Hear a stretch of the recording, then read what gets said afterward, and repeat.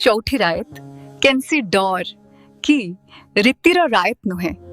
इटा तो गुट्टे संपर्कर पहला निश्वास जेना जुड़े आत्मा सत्य के सबु दिनर लगी आलिंगन करबार क्रिया करसन। असुन सुनमा एंता गुटे सुंदर संबलपुरी कथानी चौथी रायत। कथानी केंता लागला कमेंट रे जनाबे जरूर। ढोल आउ मोहरीर आवाज यहाँ देविल पवन रे भासुथिला। साहू बाबूंकर घर आज गोटे नुआ रंग बाकी थिला। गाँ खुल फालर कांथी थी जुड़ी मुहुरी कदेल गछ सांगे आदित्य वेट्स किरण सुंदर भावे लेखा हिथिला। सकाल पुआ पुआ साहू बाबूंकर एकमात्र पु आदित्य बिहा हेई करी नुआ भुआसेन किरण सांगे घर आगड़े अमरिले। पूजा पाठ करी स्वागत कले नुआ भुआसेन किरण के आर पु आदित्य के आदित्यर माँ सबिता आर कहले आज मोर घर के मोर झी आर लक्ष्मी आसी गला। मायझी मानकर हुलहुली नंद मानकर बाटचेका आ टुकेल मानकर हंसा नर्दा थी नुआ घर के प्रवेश कला किरण। टिके टिके डर सांगे मने टिके शांति थिला। 2 दिन परे पार्टी भोजी गज गज करुथाए से बेलबुड़ा।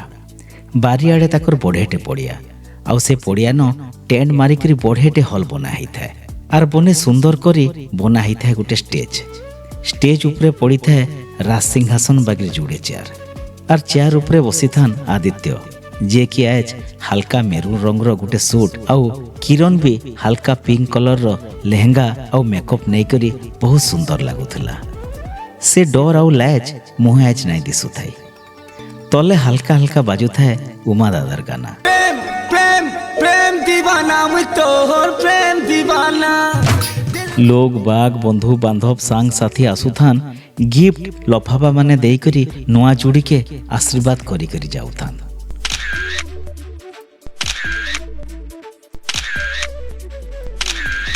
सभे किरण के देखी कहूथान सुंदर भुआसेंटे आयला बो साहू घर के।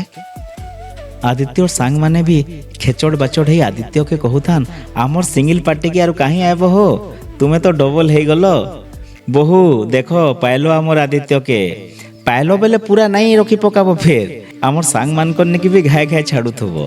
सबे हंसा हंसी होतिले किरण भी तांकर संगे हंसी पकाला। किछि पिला लोक मान को खाइबार लगी डाक देउथान। लोग भी खाना पीना थी बने खुश होउथान कारण साहू बाबू केनसी दी कॉम्प्रोमाइज ना करी। रात बहुत हो जाइथिला। धीरे धीरे खाली ही बसी थिला नो भोजर जगह।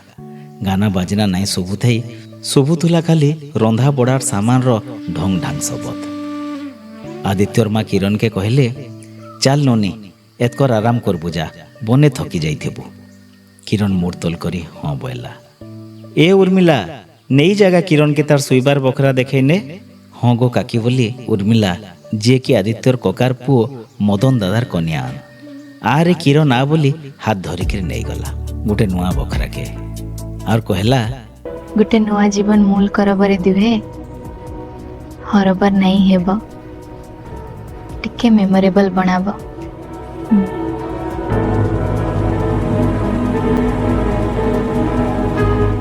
कही करी कबाट बंद करके पले गला तार बहु।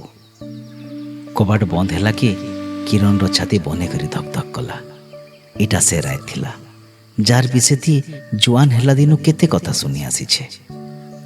हल्का हल्का ओकिया संगे रजनीगंधा फूलर बासना रे महकी जाउथला बकराटा। मझेरे पड़ी थाए गोटे पलंग जेनटा कि बने सुंदर करी सजा ही थाए। लाज आर डर मिशा गोटे नुआ अनुभव तार छातीर स्पंदन के बढ़ई चली थाए। पलंग रे बसी पड़ला। छने उतारू कबाट धीरे से खुलला। आदित्य धीरे से आसी करी भीतर आड़ू कबाट दे नेले। बने टायर जना पड़ुथिला। हाथे तार गोटे ट्रे आउ ट्रे थी 2 गिलास गुरस। हंसी करी कहला माँ कही चन इटा मिसिक दुहे पीब नाई तो नुआ बुआ से नाराज हो जिबा। किरण मुल्की हंसी के नाई अटकई पारला। से गोटे गिलास के नेला आर धीरे धीरे कहला एते लोक बाग बापरे मुई तो भाबुथिली तुमर संगे एकला रे कथा पदे ही पारमे केनी। आदित्य बसला आर कहला इहाते तो आमे दुहे ही अछु आर मुई चाहू जे ये रातरा केनसी डर कि परंपरा रो रात नहीं हो बरং आमर प्रथम कथाबार्ता रो रात हो। किरण तार मुह के देखला। पहला करी मुठ टेकी करी एतकी पासु देखुथिला ଶାନ୍ତ ହସ ହସ ଆର୍ ଗୋଟେ ନିଜର ନିଜର ଲାଗୁଥିଲା। ପଚରାଲା, କାଣା ତୁମକୁ ବି ଆଜି ଡର ଲାଗୁଥିଲା? ହଁ ଟିକେ ଟିକେ, ଆଦିତ୍ୟ ଇମାନଦାରୀରେ ସତ୍ କଥା କହିଲା। କାହିଁ ଲାଗି କି ଚୌଠି ରାୟତ ମାନେ କିଛି ପ୍ରମାଣ କରବାର ରାୟତ, କିନ୍ତୁ ମୋତେ ଲାଗୁଛେ ଇ ରାୟତଟା ବୁଝବାର ରାୟତ। ଝନେ ଆର୍ ଝନେକେ ଆର୍ ନୂଆ ସମ୍ପର୍କକେ। କିରଣର ଆँଖି ଲହ ତରା ତରା ହେଇଗଲା ଆଉ କହିଲା, ହଁ ଇଟା ହିଁ ବୋଧେ ଠିକ୍ ଅର୍ଥ ଆଏ। ଖାଲି ଶରୀରର ନୁହେଁ, ମନର ମିଲନ ବି ହେବାର ଦରକାର। ଆଦିତ୍ୟ କହିଲା, ତାହେଲେ ଆଜିର ରାତି ଆମେ ଗୋଟେ ୱାଦା କର୍ମା। କାଏଁ ୱାଦା? କିରଣ କହିଲା, କି ଜୀବନ ସମୟଟା ଯେନ୍ତା ବି ହଉ, ଆମେ ଦୁହେଁ ନିଜର ଭିତରେ କଥାବାର୍ତ୍ତା ହେବାରଟା ବନ୍ଦ ନାଇଁ କରୁ। କି କେନ୍ସି କଥା ନାଇଁ ଲୋକ, କାହିଁ ଲାଗେ କି ସମ୍ପର୍କଟା ବିଶ୍ୱାସରେ ହିଁ ଜେଇ କରିଥିସି। ଆଉ କଥାବାର୍ତ୍ତା ସବୁ ମୁସ୍କିଲର, ସବୁ ପରିସ୍ଥିତିର ସମାଧାନ କରସି।